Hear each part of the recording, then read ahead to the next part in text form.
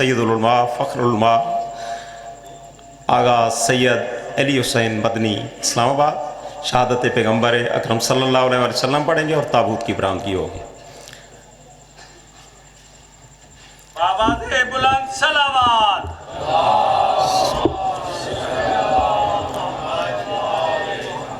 बरामदे में बैठे हुए हज़रात से इल्तमास है कि थोड़ा थोड़ा आगे आ जाए, इस जगह आ गए, थोड़ा थोड़ा मेहरबानी फरमाएं साहब।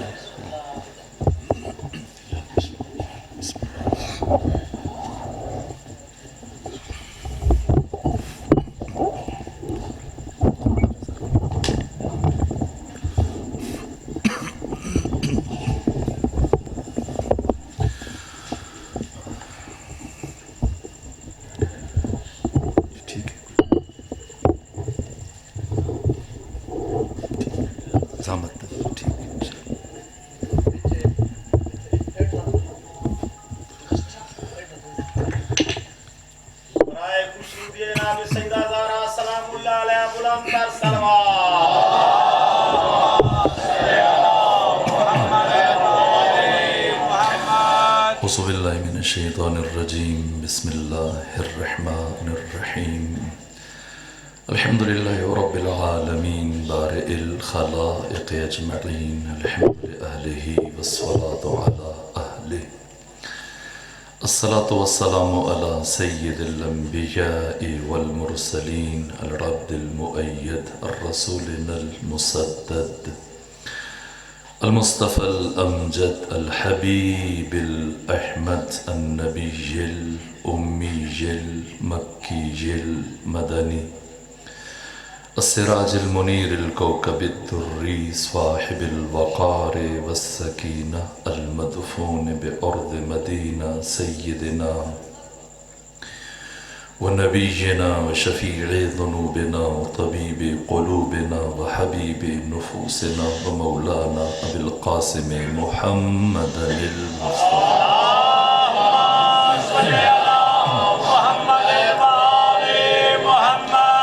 وأهل بيته الأطيبين الأطهرين الأنجبين المأسومين المظلومين ورحمة الله على أحبابهم وأصحابهم وشيعتهم ومحبيهم ومواليهم أجمعين ولعنة الله على أعدائهم ومنكري فضائلهم وغاصبي حقوقهم من شوم عداوتهم إلى الآن ومن الآن إلى قيام يوم الدين وبعد يوم الدين أما بعد فقد قال حق سبحانه في القرآن بسم الله الرحمن الرحيم يا أيها الرسول بلغ ما أنزل إليك من ربك صلوات بجي خاندان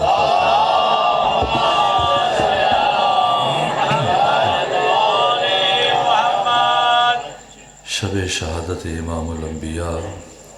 سید المرسلین وجود مبارک ختمی مرتبت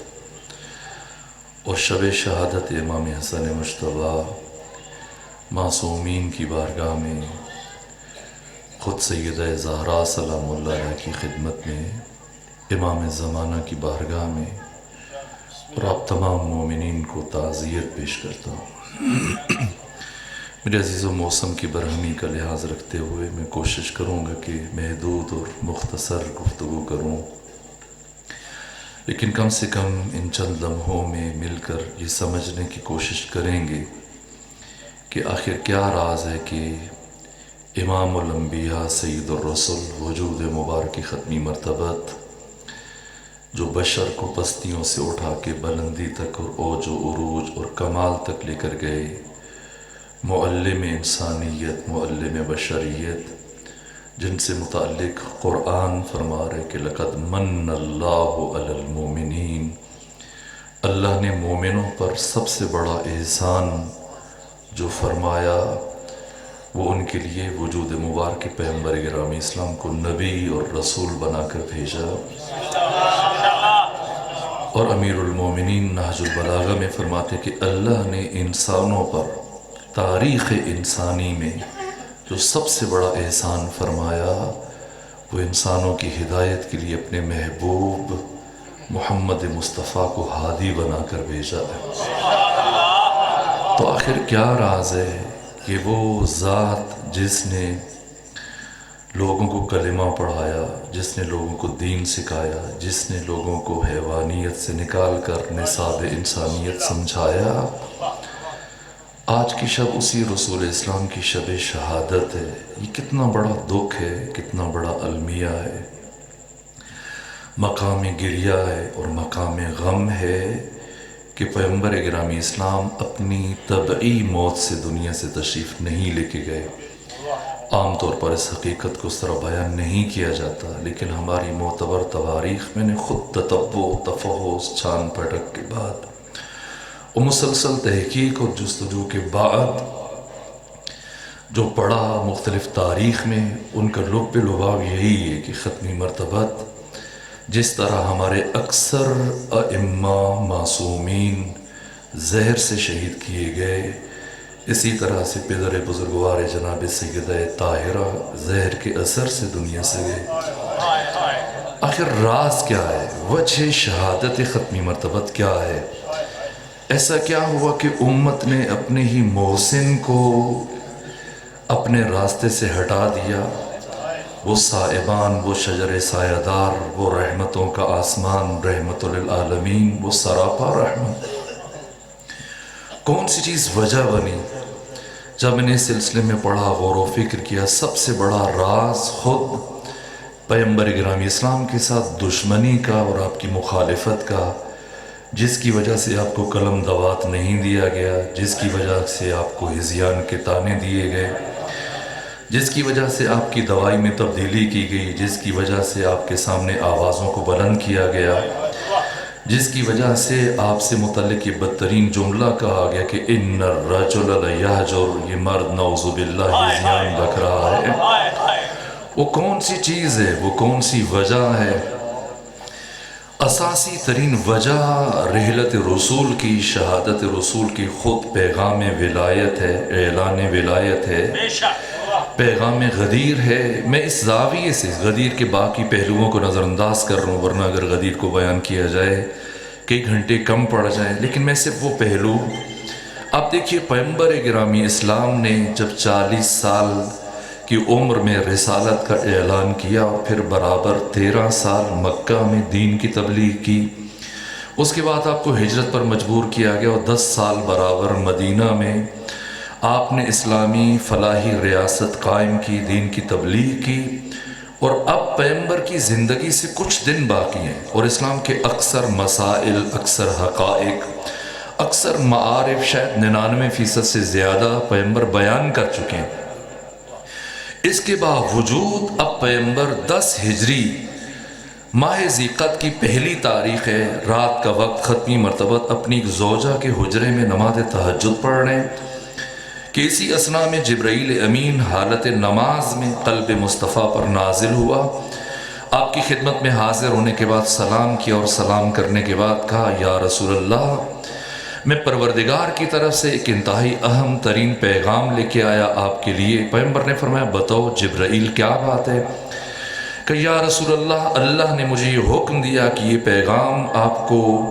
خلوت میں دیا جائے، تنہائی میں دیا جائے، آپ حجرے سے باہر تشریف لائیں، گھر کے صحن میں آ جائیے تاکہ میں یہ آیات آپ کو منتقل کروں۔ پیغمبر اپنی زوجہ کے حجرے سے گھر کے صحن میں تشریف لائے اور جبرائیل نے یہ آیات ختمی مرتبت کو منتقل کی، جن میں اللہ یہ فرما رہا ہے یا ایھا الرسول، وہ اللہ جو کبھی پیغمبر گرامی اسلام کو طٰہٰ کہتا ہے، کبھی یاسین کہتا ہے، کبھی مزمل کہتا ہے، کبھی مدثر کہتا ہے، کبھی فرماتا ہے حسین زلفوں والے، کبھی فرماتا ہے کمبل کے اوڑھنے والے، کبھی فرماتا ہے کملی کے اوڑھنے والے، لیکن آج نہ نام سے خطاب کیا، نہ لقب سے خطاب کیا، براہ راست عہدے اور منصب سے خطاب کیا۔ فرمایا یا ایھا الرسول۔ اب یہاں سے خود تیور دیکھ کر انسان کو اندازہ ہوتا ہے کہ پیغام کس نوعیت کا ہے۔ یا ایھا الرسول بلغ ما انزل الیک من ربک، اے رسول پہنچا دیجئے وہ جو آپ کے رب کی طرف سے آپ پر نازل کیا گیا۔ اور اس کے بعد وہ تحدید آمیز لہجہ،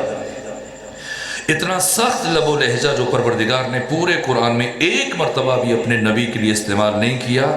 لیکن یہاں اس آیت میں پروردگار نے فرمایا وَإِن لَمْ تَفْعَلْ،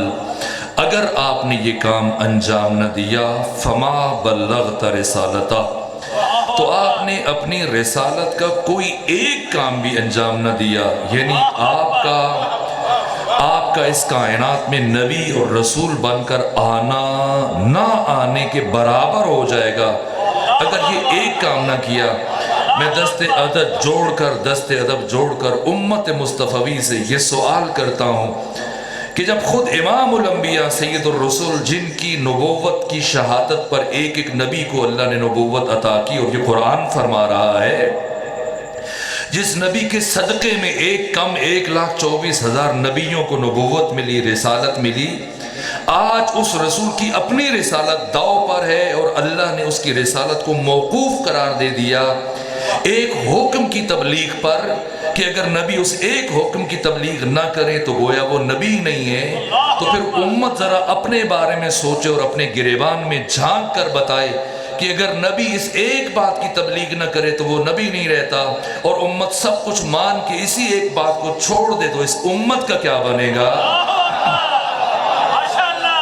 جیسے ہی آیت نازل ہوئی میں نے تواریخ میں پڑھا ختمی مرتبت نے آرام کرنا چھوڑ دیا، یہاں تک کہ بہت کم کھانا کھاتے ہیں، مسجد میں بہت کم رکتے ہیں، گھر میں بہت کم۔ صبح نماز فجر مسجد نبوی میں پڑھانے کے بعد پیغمبر ایک صحابی کے دروازے پر جاتے ہیں، دق الباب کرتے ہیں، دستک دیتے ہیں، اور جیسے ہی دروازہ کھلتا ہے صحابی حیران بھی ہے، خوش بھی ہے، خوشگوار حیرت، خوشی کا اظہار کر رہا ہے، حیران بھی ہے کہ پیغمبر گرامی اسلام آج پہلی مرتبہ میرے گھر تشریف لائے، بن بتائے آئے اچانک سے۔ اب صحابی خوش ہے کہ پیغمبر آئے ہیں اور وہ اندر لے کے جانا چاہ رہے ہیں کہ وہ خدمت کرے، یہ سعادت حاصل کرے، لیکن پیغمبر جیسے تاریخ اسد الغابہ، یعقوبی، طبری، ابن خلدون، بہت ساری تواریخ میں یہ جملے موجود ہیں کہ پیغمبر گرامی اسلام اس صحابی کے دروازے پر کھڑے کھڑے بس ایک جملہ کہتے کہ سنو، میری زندگی کے کچھ دن باقی رہ گئے ہیں، کچھ ایام باقی ہیں، اور میں اپنی زندگی کے پہلے اور آخری حج کے لیے مکہ جا رہا ہوں، اور تم پر واجب ہے کہ اس سفر میں میرے ساتھ تم شامل ہو جاؤ اور میرے ساتھ مکہ جاؤ حج کے لیے۔ اور سنو، اگر تم اس سفر میں میرے ساتھ نہ گئے تو تم پر اللہ اور اس کے رسول کی لعنت ہوگی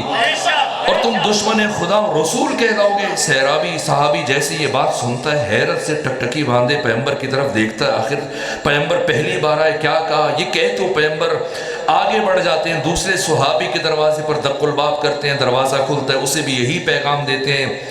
یہاں تک کہ آدھی رات تک پیغمبر کا معمول ہے مختلف محلوں میں، مختلف گلیوں میں ایک صحابی کے دروازے پر جا کر پیغمبر یہ پیغام دے رہے ہیں، یہاں تک کہ پیغمبر گرامی اسلام نے 25 دنوں میں مدینے کا ایک گھر بھی ایسا نہ چھوڑا جہاں یہ پیغام نہ پہنچایا ہو، جس کا نتیجہ یہ نکلا کہ 25 ذیقعد بروز ہفتہ جب ختمی مرتبت نے صبح کے وقت مدینہ چھوڑا تو تمام مورخین نے لکھا کہ کم از کم 80,000 افراد پیغمبر کے ساتھ اس سفر میں شامل تھے، جن میں بچے بھی تھے، خواتین بھی تھیں، تمام کی تمام ازواج مطہرات۔ پیغمبر کی 2 بیویوں کا انتقال ہو چکا تھا، باقی 9 زندہ تھیں۔ اب تمام تاریخیں اٹھائیے، 9 کی 9 بیویاں پیغمبر کے ساتھ اس سفر میں شامل ہیں، آپ کے فرزندان حسن، حسین، زینب، ام کلثوم، سیدہ زہرا، سب کے ساتھ اس سفر میں پیغمبر کے ساتھ شریک ہیں، یہاں تک کہ پیغمبر جب چلے 25 ذیقعد کو، دوسری طرف علی ابن ابی طالب علیہ السلام مدینے کے اندر موجود نہیں تھے، آپ کو پیغمبر نے پہلے سے یمن بھیج دیا تھا مال خدا اور مال امام، خمس اور زکوٰۃ کی جمعآوری کے لیے اور دین خدا کی تبلیغ کے لیے۔ مولا متقیان یمن میں تھے، ختمی مرتبت نے ایک برق رفتار گھوڑ سوار کو روانہ کیا، جاؤ علی کو میرا پیغام دو، جتنا جلد ہو سکے اپنے تمام تر امور کو نمٹائیں، دوسروں کے سپرد کریں اور جلد از جلد آئیں اور آ کر میرے ساتھ ملحق ہو جانا اور جا کے علی کو بتانا کہ پیغمبر مدینے میں نہیں ہے، مکہ کے لیے حج کے ارادے سے نکل چکے ہیں اور آپ کا احرام اٹھا لیا ہے، آپ بھی حج کی نیت باندھ لیجئے اور وہاں سے سیدھا میرے ساتھ مکہ کی طرف آ جائیے، ملحق ہو جائیے، اور اے علی اکیلے نہیں آنا، جتنے افراد کو اپنے ہمراہ لے کر آ سکتے ہیں لے کے آئیے۔ مورخین نے لکھا کہ کم سے کم 13,000 مسلمانوں کو علی ابن ابی طالب یمن سے اپنے ہمراہ لے کے آتے ہیں اور مکہ پہنچنے سے پہلے ختمی مرتبت سے ملحق ہوتے ہیں۔ پیغمبر نے علی سے پوچھا علی بتاؤ آپ نے حج کی کیا نیت کی ہے؟ کہا یا رسول اللہ میں نے اپنی حج کی نیت کو اللہ کے رسول کی نیت کے تابع کر دیا اور اللہ سے یہی کہا کہ جو تیرے نبی کی نیت ہے وہی تیرے علی کی نیت ہے۔ جس کے بعد پیغمبر گرامی اسلام نے مولے متقیان کے لیے جو احرام اٹھایا تھا وہ آپ کو دیا۔ مولے متقیان نے یہاں احرام پہنا اور یہاں سے حج کے ارادے سے آگے بڑھے ادھر۔ اور اس سے پہلے ایک اور اہم بات، اب دیکھیے پیغمبر گرامی اسلام ہفتے کے دن 25 ذیقعت کو جب مدینہ سے چلے تو راستے میں جتنی بھی آبادیاں ہیں، چھوٹے چھوٹے شہر ہیں، چھوٹے چھوٹے قصبے ہیں، دیہات ہیں، منزل متعشہ ہے، منزل سیرف ہے، منزل منصرف ہے، منزل قدجد ہے، منزل عرق الزبی ہے، منزل مر الزہران ہے، منزل عصایا ہے، اور جتنے بھی مقامات ہیں، یہاں تک کہ ابوا پیغمبر گرامی اسلام کی والدہ معظمہ کا مزار تھا۔ پیغمبر اس سے پہلے جب بھی جاتے تھے ابوا پورا دن گزارتے تھے اپنی ماں کی قبر کے قریب بیٹھ کر دعا و مناجات کرتے تھے، قرآن کی آیات کی تلاوت کرتے تھے، لیکن آج پہلا موقع ہے کہ پیغمبر اس ابوا پہنچے، لیکن چند لمحوں کے لیے اپنی ماں کی قبر کے پاس رکے، دعائے مغفرت کی اور اس کے بعد بستی میں چلے گئے اور وہی کام کیا جو مدینے کے ایک ایک گھر کرتے رہے۔ ابوا میں، متعشہ میں، سیرف میں، منصرف میں، قدجد میں، عرق الزبی میں، مر الزہران میں، عصایا میں، ان تمام تر مقامات میں، قریوں میں، بستیوں میں پیغمبر گرامی اسلام ایک ایک دروازے پر جا کر وہی اعلان کرتے رہے، جس کے نتیجے میں 22 سے 23 ہزار افراد کو پیغمبر گرامی اسلام نے راستے کی آبادیوں سے اپنے ساتھ شامل کیا۔ اس طرح سے یہ عظیم الشان کاروان 5 ذی الحج بروز منگل مکہ مکرمہ میں داخل ہوا، اور جیسے یہ کاروان مکہ میں پہنچا، خانہ کعبہ میں ختمی مرتبت میں ابو ذر غفاری کے ذریعے سے اعلان کروایا کہ ہمارا یہ کاروان 10 دن مکہ میں قیام کرے گا، جس میں ہم نمازیں اور عبادات انجام دیں گے اور حج کو ادا کریں گے، اور پھر 10 دن قیام کے بعد ہم یہاں مکہ سے ایک خاص مقام کی طرف چلیں گے۔ یہاں تک کہ جیسے ہی ختمی مرتبہ نے حج مکمل کیا، 15 ذی الحج کی شام میں پیغمبر نے اعلان کروایا کہ کل صبح ہم مکہ کی سرزمین کو خدا حافظ کہیں گے، اور جتنے مسلمان صحابہ کرام اس وقت مکہ میں موجود ہیں ان سب پر واجب ہے کہ میں ایک خاص مقام کی طرف پہنچ کر اللہ کا انتہائی اہم ترین پیغام پہنچانا چاہتا ہوں۔ جتنے افراد مکہ میں موجود ہیں ان سب پر واجب ہے کہ وہ سب کے سب میرے ساتھ اس سفر میں میرے سہیم اور شریک بن جائیں، اور اس سفر میں میری مشایعت اختیار کریں، اور بالفرض اگر کوئی فرد مکہ سے میرے ہمراہ اس مقام تک نہ گیا تو اس پر اللہ اور اس کے رسول کی لعنت ہوگی، اور وہ دشمن خدا و رسول ہوگا۔ یہ شدت دیکھ کر صحابہ کرام حیران پریشان اپنے خطبہ حج کے موقع پر پیغمبر اس اعلان کو کر دیں، لیکن یہ اللہ کی مشیت ہے اور ختمی مرتبت کا ارادہ ہے کہ حج کے موقع پر اپنے حج کے خطبے کے دوران پیغمبر نے اس اعلان کو نہیں کیا۔ مبادہ مورخ یہ لکھتا اور صحابہ یہ سمجھتے کہ شاید یہ اعلان ختمی مرتبت نے ضمنی طور پر فرما دیا ہے، اصل مسائل یہ تھے، اور خطبہ حج میں ضمناً پیغمبر گرامی اسلام نے یہ اعلان بھی کر دیا نہ، اس لیے مکہ میں اعلان نہیں کیا، خانہ کعبہ میں یہ اعلان نہیں کیا، اور پھر 16 ذی الحج کی صبح میں یہ عظیم الشان کاروان جتنے افراد راستے کی آبادیوں سے پیغمبر کے ساتھ ملحق ہوئے، 23,000 افراد، یمن سے آنے والے 13,000 افراد، مدینہ سے آنے والے 80,000 افراد، جہاں تک کہ وہ مسلمان جنہوں نے اپنا اسلام چھپا رکھا تھا، جن کا تعلق خود مکہ سے تھا۔ مورخین نے لکھا کہ یہ 5,000 افراد جن کا تعلق مکہ سے تھا یہ بھی مجبور ہوئے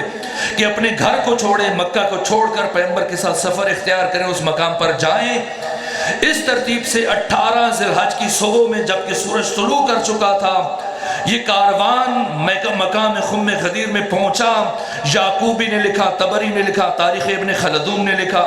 ابن عساکر نے تاریخ مدینہ و دمشق میں لکھا ہے، تاریخ البدایہ والنہایہ میں ابن کثیر نے لکھا، کامل نے، ابن اسیر نے کامل میں لکھا، باقی مورخین نے، یہاں تک کہ امام شمس الدین ذہبی نے تاریخ اسلام میں لکھا، یہاں تک کہ صحیح بخاری لکھنے والی شخصیت امام اسماعیل بخاری نے اپنی تاریخ کی کتاب تاریخ الکبیر میں یہ واقعات تحریر کیے کہ پیغمبر گرامی اسلام 18 ذی الحج کی صبح جبکہ سورج طلوع کر چکا تھا، یہاں تک کہ صحیح مسلم میں اس مقام کو بھی بیان کیا گیا۔ آج اکوڑا کھٹک سے الحق کے نام سے ایک رسالہ مجلہ نکلتا ہے، مجھے بہت دکھ ہوتا ہے جس طرح آج کا ملا پہلی مرتبہ 1400 سالوں میں غدیر کی انکار کرنے کے لیے کہا کہ دنیا میں غدیر نامی سرے سے کوئی جگہ ہی نہیں تھی، یہ افسانہ ہے، कम अज़ कम अकोड़ा खटक के ज़िम्मेदार अफराद, ये अल-हक रिसाला, ये मजल्ला लिखने वाला जो मुसलसल कई सालों से लिखा जा रहा है, एक मरतबा उठाकर बुखारी को देख लें, सही मुस्लिम को देख लें, उस्तुल गाबा को देख लें, मुस्तदरक के इमाम हाकिम को देख लें, अबू याला मूसली को देख लें, इब्न शैबा को देख लें, मुसन्नफ इब्न अब्दुल रज़्ज़ाक़ को देख लें, मुअत्ता इमाम मालिक को देख लें। भला कौन सी किताब है जिसने इस बात को बयान नहीं किया कि खत्मी मरतबत मकाम खुम गदीर में 18 ज़िलहज को पहुँचे, और जैसे ही पहुँचे अब खत्मी मरतबत ने ऐलान करवाया कि इन खारदार झाड़ियों को तलफ करो, बैठने का इंतज़ाम करो, ज़मीन को मुसद्दा करो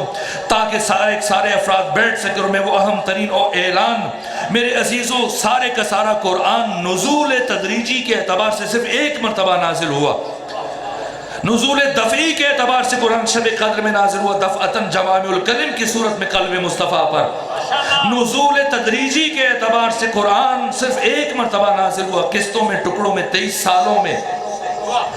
कुरान मजीद की सिर्फ चंद आयतें हैं जिनमें से खुद सूरह मुबारक फातिहा भी शामिल है, जो 2 मरतबा क़ल्ब मुस्तफ़ा पर नाज़िल हुई। और ये तसरीह की है इमाम जलालुद्दीन सुयूती ने, साहिब तफसीर दुर्रुल मंसूर। इन्होंने अपनी किताब जो उलूम कुरान में तहरीर की, अल-इत्कान, कि कुरान मजीद की वाहिद आयत है जो 3 मरतबा नाजिल हुई, और वो यही आयत है, या अय्युहर रसूल बल्लिग मा उनज़िला इलैका मिर रब्बिक। क्यों? इसलिए कि परवरदिगार को इस ऐलान में ज़र्रा बराबर ताख़ीर गवारा नहीं है। और दूसरी मरतबा ये आयत 18 ज़िलहज की सुबह में मैदान गदीर में उतरी, यानी अल्लाह चाहता है कि जल्द अज जल्द इस ऐलान को किया जाए। और जैसी दूसरी मरतबा आयत नाज़िल हुई, पैगंबर ने फरमाया, मेरे सहाबा किराम जल्दी करो, ज़मीन मुसद्दा करो, झाड़ियों को तलफ करो, बैठने का इंतज़ाम करो। और जब 1.5 लाख या कम से कम 1,20,000 सहाबा किराम जमकर बैठ गए, हद निगाह तक तारीख़ इस्लाम में इससे बड़ा इज्तिमा इससे पहले और इसके बाद कभी नहीं देखा गया। 1,20,000 अफराद सब दर सफ खत्मी मरतबत के सामने बैठे हैं। जब सब के सब अफराद जमा हो गए, अब खत्मी मरतबत ने फरमाया, जल्दी करो, मेरे लिए मिंबर तैयार करो ताकि मैं वो ऐलान करूं जिस ऐलान पर मेरी रिसालत का दारो मदार है। यहाँ तक कि आयत तीसरी मरतबा नाज़िल हो चुकी, अल्लाह को इंतज़ार ताख़ीर गवारा नहीं है। पैगंबर ने फरमाया, जल्दी करो, मिंबर बनाओ ताकि मैं वो अहम तरीन ऐलान करके सबकदोश हो जाऊँ और अपनी जिम्मेदारियों को अदा कर सकूँ। लेकिन जैसे ही पैगंबर इकराम इस्लाम ने फरमाया, मिंबर बनाओ, अब शम्मे रिसालत के परवाने दाएं बाएं इधर उधर घूम फिर रहे हैं, ढूंढ रहे हैं, तलाश कर रहे हैं मिंबर बनाएं। लेकिन अब मसला ये है कि ना लकड़ी है, ना इंतजामात है, ना औजार है। इस जगह पर, इस वीराने में मिंबर कहाँ से बनाएं? लेकिन फिर भी सहाबा किराम कोशिश कर रहे हैं, घूम फिर रहे हैं, इधर उधर आ जा रहे हैं और तलाश कर रहे हैं कि कुछ करें और ऐसा हो जाए कि मिंबर बना लें। लेकिन घूम फिर कर पलट के आए पैगंबर गिराम इस्लाम के पास, या रसूल अल्लाह, हमसे मिंबर का इंतजाम नहीं हो पा रहा। या रसूल अल्लाह, अगर आपका खिताब का इरादा था तो हमने कम से कम हमें मदीने बताते तो हम आपका मिंबर अपने ऊँटों पर बार करके अपने साथ लेके आ जाते, या कम से कम अगर आप मक्का बताते तो हम 10 दिनों में एक नया मिंबर आपके लिए तैयार कर देते। अब क्या करें कि सहरा में, इस वीराने में, इस रेगिस्तान में, जहां हद निगाह तक रेत ही रेत है और सिर्फ खारदार झाड़ियां हैं, या रसूल अल्लाह, हम मिंबर कहां से बनाएं? पैगंबर ने फरमाया, मिंबर बनाओ, इसलिए कि जब तक मिंबर नहीं बनेगा मैं वो अल्लाह का अहम तरीन पैगाम तुम तक नहीं पहुंचा सकता। शम्मे रिसालत के परवाने बादल नाखास्ता दोबारा सहराओं में फैल गए और ततब्बो तफाउज छान पटक के बाद काफी देर ढूंढते ढूंढते 1-2 घंटे गुजर गए, और जब किसी की समझ में कुछ ना आया तो सब के सब ने आकर बारगाह खत्मी मरतबत में अपने हाथ खड़े कर दिए कि या रसूलल्लाह, मिंबर नहीं बना सकते, या ना बड़ी है, ना लकड़ी है, ना इंतजाम है, ना औजार है, हम मिंबर नहीं बना सकते। जब सब ने अपने इज्ज, नातवानी और कम मायगी का एहसास किया और सब ने एतराफ़ किया, या रसूल अल्लाह, हम मिंबर नहीं बना सकते, तो पैगंबर ने फरमाया, अच्छा, अगर तुम मिंबर नहीं बना सकते तो ऐसा करो, ये जो तुम्हारे ऊंट हैं, तुम्हारे शुतुर, इनकी पुष्ट पर जो पालान रखे, इन पालानों को उतारो, ऊपर नीचे रखो, मिंबर तैयार हो जाएगा। यहां तक कि इब्ने खलदून जैसे मुअर्रिख ने جس نے بنو امیہ کی شاہ پر تاریخ لکھی ہے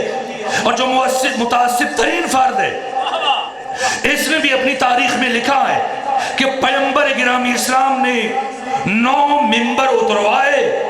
اور انہیں اوپر نیچے رکھا، اور 9 پالان اتروائے، انہیں اوپر نیچے رکھ کر ممبر تیار کیا اور پھر خطبہ دیا۔ اب اس سے پہلے کہ میں عرض کروں کہ پیغمبر نے کیا خطبہ ارشاد فرمایا، میں دست ادب جوڑ کر خود بھی اور بلکسر کے ان غیور بامعرفت باشعور دین کا درد رکھنے والے اور شب شہادت رسول اسلام جمع ہو کر سیدہ زہرا کو ان کے بابا کی شہادت کا پرسہ پیش کرنے کے لیے آنے والے مومنین کی طرف سے یہ سوال کرتا ہوں، یا رسول اللہ، اگر آپ کو اندازہ تھا کہ یہ افراد ممبر نہیں بنا پائیں گے تو جیسی آپ میدان خم میں غدیر پہنچے تھے، اگر آپ کو پتا تھا کہ آپ نے خود ہی ممبر بنوانا ہے تو آپ ان پالانوں کو اتروا کر ممبر بنا کے اعلان کر دیتے۔ جبکہ اللہ کو بھی تاخیر گوارا نہیں ہے تو کیوں آپ نے اپنے شم رسالت کے پروانوں کو اتنی دیر اتنے گھنٹوں سے پریشان رکھا؟ اس لیے کہ آپ رحمت للعالمین ہیں۔ یا رسول اللہ، آپ تو اپنے صحابہ کو یہ فرمایا کرتے تھے کہ خلقتم میسرین لا للمعسرین، اے میرے صحابہ تم دوسروں کے لیے آسانیاں پیدا کرنے والے بنو، دوسروں کے لیے پرابلمز کریٹر نہ بنو۔ یا رسول اللہ، اس چلچلاتی دھوپ میں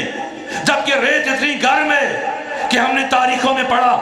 کہ اس چلچلاتی دھوپ میں جب دھوپ ستاتی تھی تو صحابہ اپنا امامہ سر پہ رکھتے تھے، اور جب نیچے سے گرم ریت اذیت کرتی تھی تو امامہ اتار کر صحابہ کرام نیچے بچھاتے تھے، پھر کبھی سر پر اور کبھی نیچے، جہاں پر ایک ایک لمحہ گزارنا جیسے جیسے صحرا کی گرم ریت تپ رہی ہے اور اس گرم تمازت آفتاب میں بیٹھنا ایک لمحہ مشکل ہے۔ یا رسول اللہ، اگر آپ کو اندازہ تھا کہ یہ ممبر آپ نے خود بنانا ہے تو اتنے گھنٹوں سے شم رسالت کے پروانوں کو اتنی اذیت میں، اس بھوک میں دھوپ میں کیوں بٹھا کر رکھا؟ تو رسول اسلام حکیم امت اسلامی، عقل کل اور مجسم عقل، پیغمبر گرامی اسلام اپنے عمل سے قیامت تک آنے والی باشعور انسانوں کو یہ پیغام دے کر جا رہے ہیں کہ دیکھو یہ میرے عزیز،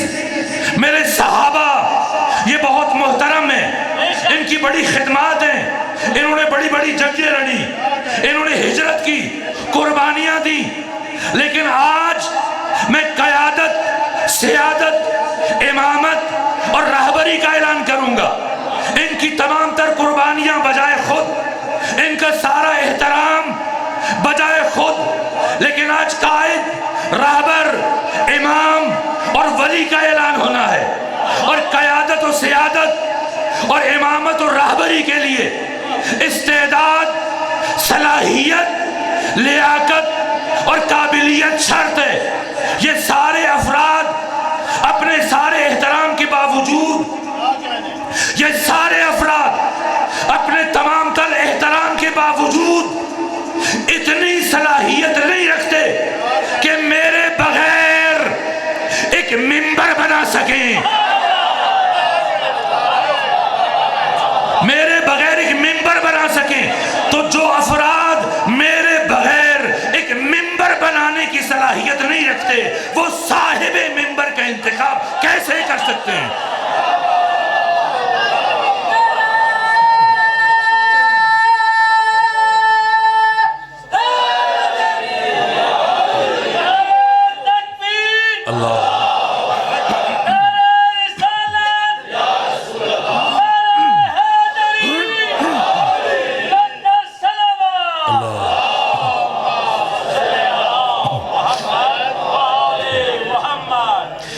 جو افراد میرے بغیر ایک ممبر بنانے کی صلاحیت نہیں رکھتے وہ صاحب ممبر کا انتخاب کیسے کر سکتے ہیں؟ ممبر بھی میں بناؤں گا، صاحب ممبر کا اعلان بھی میں کروں گا۔ اور اب ختمی مرتبت گئے فراز ممبر پر اور کیا اعلان کیا؟ یہاں پر پاکستان کا شیعہ پہنچ کر رک جاتا ہے اور وہ یہ سمجھتا ہے، میں بھی دیکھتا ہوں ہر سال غدیر کے موقع پر 18 ذی الحج کو ذاکرین، خطبہ، پڑھنے والے، شعراء، ادیب وہ پڑھتے ہیں کہ یہاں پیغمبر نے علی کی ولایت کا اعلان کیا۔ اگر صرف علی کی ولایت کے اعلان پر دین نے مکمل ہونا ہوتا تو بہت پہلے ہو جاتا۔ کیا پیغمبر نے پہلی دفعہ علی کی ولایت کا اعلان کیا؟ اب سے پہلے ہزاروں دفعہ علی کی ولایت کا اعلان کر چکے۔ کبھی فرمایا جس جس کا دروازہ مسجد میں کھلتا ہے سب بند کر دو، صرف میرا اور علی کا دروازہ کھلا رہے۔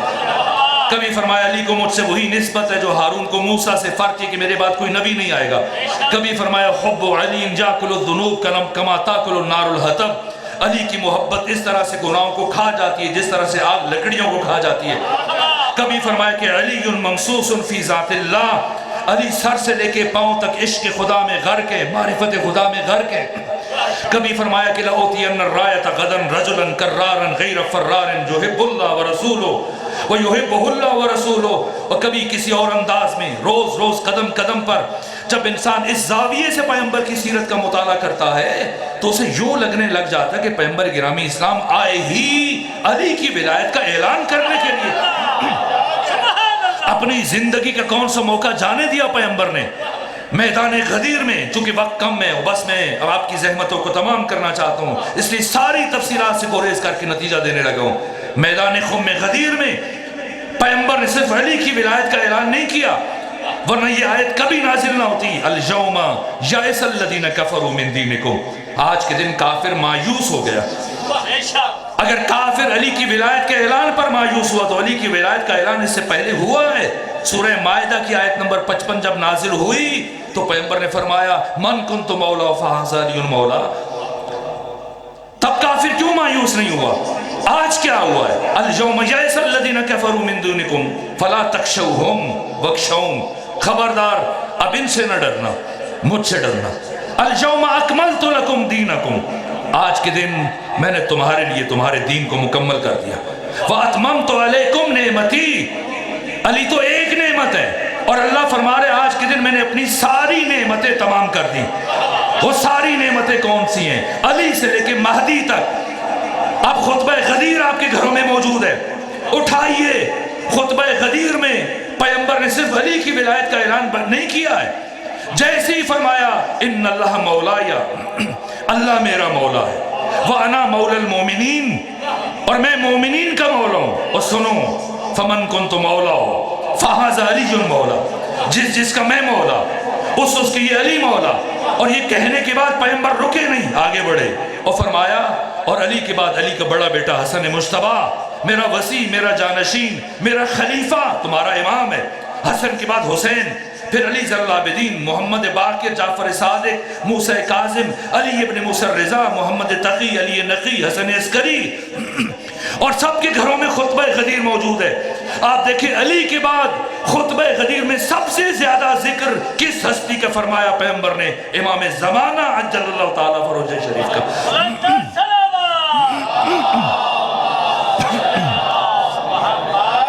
اس لیے کافر مایوس ہوا،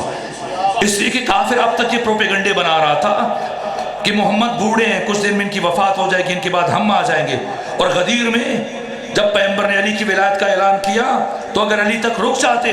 تو وہ یہ ارادہ کر رہے تھے کہ اگر علی کو ہم راستے سے ہٹا دیں گے، نہیں بننے دیں گے، علی بن بھی گئے تو بھی علی 10 سال حکومت کریں گے، 20 سال، بالآخر یہ خلافت پلٹ کر گھوم پھر کر ہمارے پاس آئے گی۔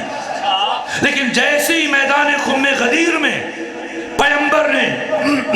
علی کے بعد علی کے 11 بیٹوں کی قیادت، سیادت، امامت، رہبری اور ولایت کا اعلان کیا، اب کافر مایوس ہوا۔ اب تو یہ خلافت کبھی ہم تک نہیں پہنچنے پائے گی، اس لیے اب قتل پیغمبر کے منصوبے بنائے گئے۔ اب پڑھیے تفاسیر قرآن مجید پڑھیے میرے عزیزوں، یہاں تک کہ تاریخی تمام کتابیں سب متفق ہیں، کوئی ایک مورخ ایسا نہیں جس نے اس واقعے کو نہ لکھا ہو۔ پیغمبر جب غدیر سے پلٹ رہے ہیں، راستے میں آپ کی سواری کو گمراہ کرنے کی کوشش کی گئی، جب اس گھاٹی سے پیغمبر گزر رہے تھے، لیکن جب بجلی چمکی اور اللہ نے ان 14 افراد کے چہرے بے نقاب کر دیے، ایک بہت بڑی شخصیت اسلام کی، میں ممبر سے نام نہیں لینا چاہتا، حذیفہ کو چونکہ پیغمبر نے یہ سارے نام بتائے تھے جو پیغمبر کی ناکہ کی لگام لے کے آگے آگے بڑھ رہے تھے، ساری زندگی جب تک وہ زندہ رہا جناب حذیفہ سے پوچھتا رہا بتاؤ ان منافقین میں جنہوں نے رسول کے قتل کا ارادہ کیا تھا میرا نام بھی موجود تھا یا نہیں تھا؟ حذیفہ نے کہا میرا پیغمبر سے وعدہ ہے میں نہیں بتا سکتا. تنگ پڑا چونکہ بے صبرا تھا اس لیے کہہ اٹھا تم بتاؤ یا نہ بتاؤ مجھے پتا ہے میں بھی ان میں شامل تھا. آخر کیا ہوا غدیر میں کہ آپ کے قتل کے منصوبے بنائے گئے. اور جیسے ہی اب یہ کاروان واپس پہنچا ہے مدینہ کے اندر مسلسل دن رات میٹنگز ہو رہی ہیں دن رات ملاقاتیں ہو رہی ہیں اور یہ طے کیا جا رہا ہے کیا کیا جائے کس طرح سے خلافت کو اپنے مسیر سے ہٹا دیا جائے. بس میرے عزیز میں تمام تر تمہیدات کو اور تفسیرات کو چھوڑ رہا ہوں کبھی عرض کروں گا اور بہت تفصیل سے بیان کروں گا لیکن آج بس اسی لمحے پر رک رہا ہوں. شب شہادت رسول اسلام ہے اور شب شہادت امام حسن مجتبیٰ ہے اور نبی زادی کی یتیمی کا آغاز ہے. میرے عزیزو پیر سے پیغمبر گرامی اسلام کی بیماری شروع جمعرات سے کچھ ایسا ختمی مرتبت کے کھانے میں ملایا گیا وہ نبی جو صحیح و سالم تھے اچانک جمعرات کے دن آپ کی بیماری شروع ہوئی اور جب بیماری شروع ہوئی تو 4 دن تک پیغمبر بستر پر بہت کم ہوش آتا ہے زیادہ غشی کی حالت میں. آخر ہوا کیا اچانک سے ختمی مرتبت مکہ سے حج کے بعد پلٹنے کے بعد ایسا کیا ہوا کہ پیغمبر کی صحت طبیعت اس طرح سے ناساز ہو گئی یہاں تک کہ جمعرات کے دن میں کہتا ہوں بیماری کا آغاز ہوا. میں نہیں کہتا امت نے زہر دیا بیماری کا آغاز ہوا اور اب پیغمبر نے ایک دوسرا کام کیا فرمایا جاؤ میرے لیے قلم دوات لے کے آ جاؤ تاکہ ایسی بات لکھ جاؤں کہ پھر میرے بعد ہرگز گمراہ نہ ہو سکو. میرے عزیزوں طبقات ابن سعد میں پڑھیے گا بخاری کی 2 جلد میں پڑھ لیجئے گا طبری کی 3 جلد میں ابن جریر طبری نے جو لکھا ہے 236 صفحہ پر پڑھ لیجئے گا کہ جب پیغمبر گرامی اسلام نے قلم دوات مانگا تو جو افراد موجود تھے انہوں نے پیغمبر کو آگے سے کیا جواب دیا شور اٹھا. 1-2 ایسے تھے جو کہہ رہے تھے قلم دوات دے دو اور ایک شخص جو سب سے زیادہ شور مچا رہا تھا کہہ رہا تھا ان الرجل لیہجر نہ اس شخص کی بات کو اہمیت نہ دو نعوذ باللہ یہ فرد تو ہزیان بک رہا ہے.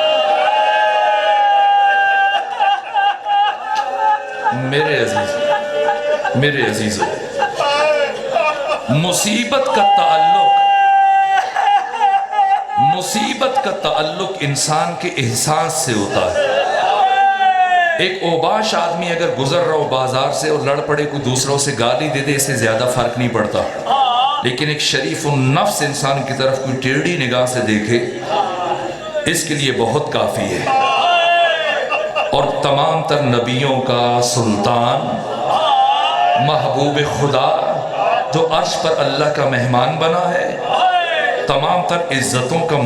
مالک محمد مصطفیٰ یہ ایک جملہ اس زہر سے بھی زیادہ سخت تھا جو ختمی مرتبت نے سنا اور یہ جملہ صرف پیغمبر کے کانوں سے نہیں ٹکرایا آپ کی بیٹی فاطمہ زہرا نے بھی سنا آپ کی زوجہ جناب ام سلمہ نے بھی سنا یہاں تک کہ شور اٹھا اور کہہ رہے تھے نہ ہزیان ہو گیا قلم دوات نہ دو یہاں تک کہ حجرے سے ام سلمہ نے آواز دی اور یہ بخاری کے الفاظ ہیں ام سلمہ نے فرمایا آخر کیا ہو گیا ہے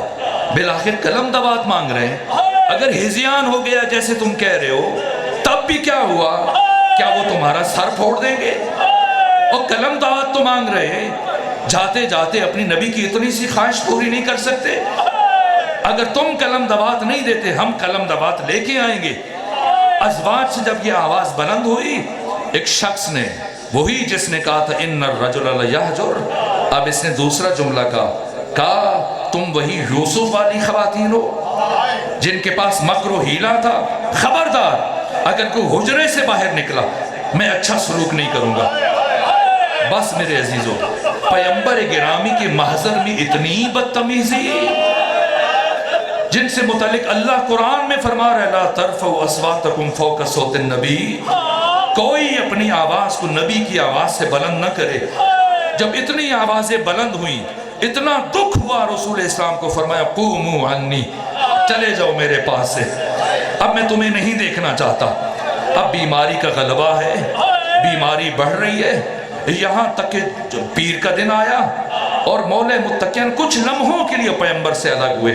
ورنہ برابر سائے کی طرح ساتھ ساتھ رہتے تھے۔ کچھ لمحوں کے لیے جیسی الگ ہوئے، پیغمبر نے تکلیف محسوس کی سینے میں، نے کہا میرے حبیب کو بلاؤ، میرے حبیب کو بلاؤ۔ ایک خاتون نے اپنے باپ کو بلایا، جب وہ آیا پیغمبر کی نگاہ اس کے چہرے پر پڑی، آپ نے اپنے چہرے کو پھیر لیا۔ یہ مسلمانوں کی تاریخیں ہیں جن سے پڑھ کر پوری ذمہ داری سے عرض کر رہا ہوں۔ فرمایا نہ میرے حبیب کو بلاؤ۔ ایک مرتبہ ایک اور خاتون اپنے باپ کو بلا کے لے آئی، پیغمبر نے دیکھا یہ تو وہی شخص ہے جس نے مجھ پر ہذیان کا الزام لگایا تھا۔ پیغمبر نے اپنی آنکھیں بند کی اور کچھ لمحوں کے بعد فرمایا میرے علی کو بلاؤ، میرے حبیب کو بلاؤ۔ بس مولا متقیان آئے، کہا علی میرے اور قریب آ جائیے۔ اب یہ آخری لمحات آئے، پیغمبر حالت احتضار میں ہے، یہاں تک کہ پیغمبر نے اپنی چادر اٹھائی کہ علی مجھے سینے سے لگاؤ۔ اب مولا متقیان پیغمبر سے اور قریب ہوئے،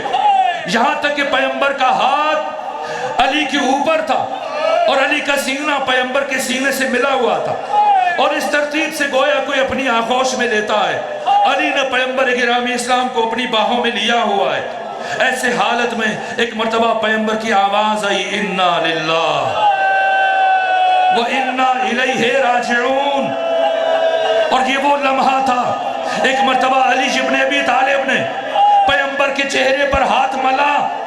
اور ہاتھ ملنے کے بعد پہلے اس ہاتھ کو اپنے چہرے پر ملا، پھر اپنے اس ہاتھ کو اپنے سینے پر ملا۔ یہ زندگی میں پہلی مرتبہ اپنی زندگی میں علی نے ماتم کیا ہے۔ آج کی رات وہ رات ہے جس میں علی نے ماتم کیا، آج کی رات وہ رات ہے جس میں فاطمہ زہرا نے ماتم کیا۔ آج حسن و حسین اپنا سینہ پیٹ رہے ہیں، آج زینب ام کلثوم رو رہی ہے، اللہ رے فاطمہ زہرا یتیم ہو گئی، آج نبی زادی یتیم ہو گئی۔ بس میرے عزیزوں کچھ لمحوں میں پیغمبر گرامی اسلام کے شبیہ تابوت کو لے کے آئیں گے، کچھ دیر میں شبیہ تابوت کو لے کے آئیں گے، لیکن اس سے پہلے سنو، ارے کیسے جنازہ پڑھا گیا، کتنے دن پیغمبر کی میت رہی، کب شہادت ہوئی؟ 28 کی صبح میں، ارے 28 کا سارا دن گزر گیا، 28 کی رات گزر گئی، 29 کا دن گزر گیا، 29 کی رات گزر گئی، 30 صفر کا دن گزر گیا، یکم ربیع الاول کی شب میں سحر کے قریب پیغمبر کو دفن کیا گیا۔ اتنی تاخیر کی علی نے، شاید کچھ لوگ جو نہیں آئے آ جائیں، لیکن لوگ تو اپنی حکومت کو مضبوط کرنے میں مصروف تھے، یہاں تک کہ یکم ربیع الاول کی شب تک 3 دن گزر گئے،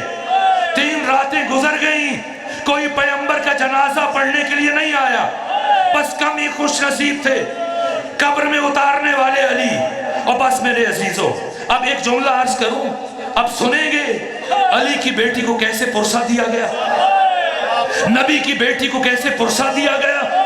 میں چاہتا ہوں اس کے بعد تابوت کو لے کے آئیں، پہلے سن لیں کچھ بیویاں ہیں جنہیں امت نے بہت عجیب پرسہ دیا۔ ایک جب امام حسن عسکری شہید ہوئے،